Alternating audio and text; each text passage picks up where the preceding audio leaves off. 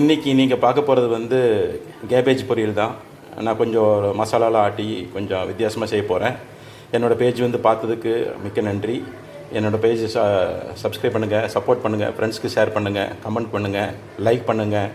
இந்த ரெசிபி கண்டிப்பாக ட்ரை பண்ணி பாருங்கள், ரொம்ப நல்லாயிருக்கும். வாங்க மெயின் பேஜுக்கு போகலாம். வாங்க இப்போ நம்ம மெயின் பேஜுக்கு போவோம். இப்போ நான் வந்து என்ன பண்ணி வச்சுக்கிறேன்னா, இப்போ அந்த கேபேஜ் வந்து இந்த மாதிரி சின்னதாக நல்லா கழுவி நல்லா இந்த மாதிரி கட் பண்ணி வச்சுக்கிறேன். ஒரு அரை கப்பு மூங்கு தாள் வந்து ஒரு 30 நிமிஷம் நம்ம ஊற போடணும். 30 நிமிஷம் இல்லை 40 ஒரு 3/4 மணி நேரம் ஊற வைக்கணும். ஒரு மிக்ஸி ஜாரில் வந்து ஒரு 5 பல் பூண்டு, 2 பச்சை மிளகா, கொஞ்சம் சோம்பு வந்து போட்டு நல்லா அரைச்சி வச்சுக்கணும். நான் முதல்ல சொன்னபடி இதை வந்து நான் பேஸ்ட் பண்ணி வச்சுக்கிறோம். வெங்காயம் அந்தளவு கட் பண்ணி வச்சுருக்கு, கொஞ்சம் கருவேப்பிலை, கொத்தமல்லி கடைசியில் போடுறதுக்கு வந்து கடுகு, உளுந்து பருப்பு போட்டு நம்ம தாளிக்க போகிறோம்.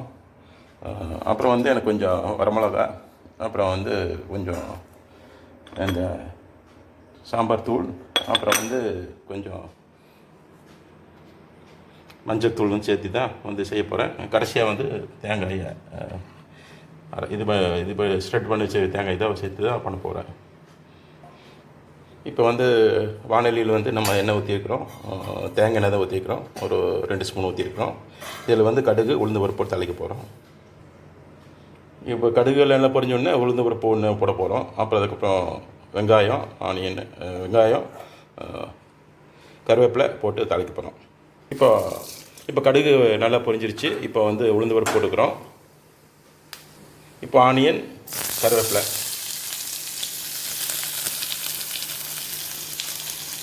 இது நல்லா ப்ரௌனிஷ் கலர் வரை நம்ம வந்து தாளிக்க போகிறோம். இப்போ வெங்காயம் வளர்த்து நல்லா வணங்கிருச்சு. இப்போ வந்து இது கூட நம்ம வந்து பருப்பும் அந்த ஆட்டி வச்சுக்கிற அந்த கார்லிக், ஃபெனல் பேஸ்ட்டையும் போட்டு கொஞ்சம் உப்பு போட்டு நல்லா வேக வைக்க போகிறோம். இப்போ வந்து அந்த ஊற வச்ச மூங் தால், அப்புறம் அந்த அரைச்சி வச்சுக்கிற கார்லிக், ஃபெனல் அண்டு க்ரீன் சில்லியோட பேஸ்ட்டும் போட்டாச்சு. இது கூட உப்பு கூட போட்டுக்கிறேன்.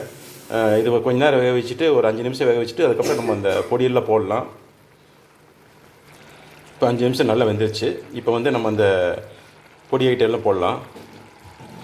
நான் வந்து இது கூட ஒரு 1/2 ஸ்பூன் வந்து சில்லி பவுடர், ஒரு 1/2 ஸ்பூன் வந்து டர்மரிக் பவுடர், ஒரு ஃபுல் ஸ்பூன் வந்து சாம்பார் பவுடரு சேர்த்துக்கிறேன். இது நல்லா கலக்கி விட போகிறேன். இப்போ அந்த ஊற வச்சுக்கிற மூங்கால் வந்து பாதி வெந்திருக்குது. இது கூட கொஞ்சம் ஹாட் வாட்டர் லைட்டாக சேர்த்து கொஞ்சம் வேக வைக்க போகிறோம். இந்த அளவுக்கு தண்ணி சேர்த்து இப்போ வந்து இன்னும் இது வேக வைக்க போகிறோம். கொஞ்சம் தண்ணி வந்து சுண்டணுன்னு அப்புறம் நம்ம வந்து இதை க்ளீன் பண்ணி வச்சுக்கிற அந்த கேபேஜ் நான் முட்டைக்கோஸ் வந்து போட்டு தாளிக்க போகிறோம். இப்போ பருப்பு நல்லா வெந்திருக்கு. இப்போ வந்து நம்ம வந்து கேபேஜை வந்து முட்டைக்கோஸ் வந்து போட்டு தாளிக்க போகிறோம்.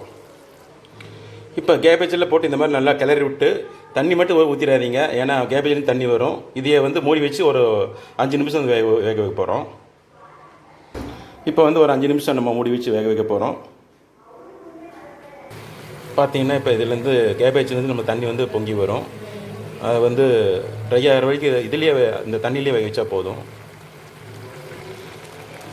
இப்போ தண்ணி நல்லா சுண்டி வந்திருக்கு, ஓரளவுக்கு வந்திருக்கு. இன்னும் இது சுண்டோன்னே நம்ம தேங்காய் அரைச்சி இது அறுத்து வச்சுக்கிற கொத்தமல்லி தலை சேர்த்துனா போதும்.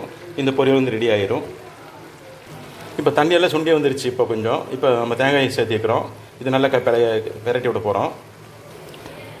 இப்போ தேங்காய் தண்ணி நல்லா அப்சர்வ் பண்ணி இந்த தேங்காய் நல்லா வந்துருச்சு. இப்போ வந்து நம்ம கொத்தமல்லி தலை சேர்த்த போகிறோம். இப்போ கொத்தமல்லி தழி வந்து நம்ம கிளறி விட்டு பண்ணால் முடிஞ்சது, அவ்வளோதான். இப்போ நம்ம ஸ்டவ் ஆஃப் பண்ணிட வேண்டியது தான். இந்த கேபேஜ் பொரியல் வந்து ரெடி.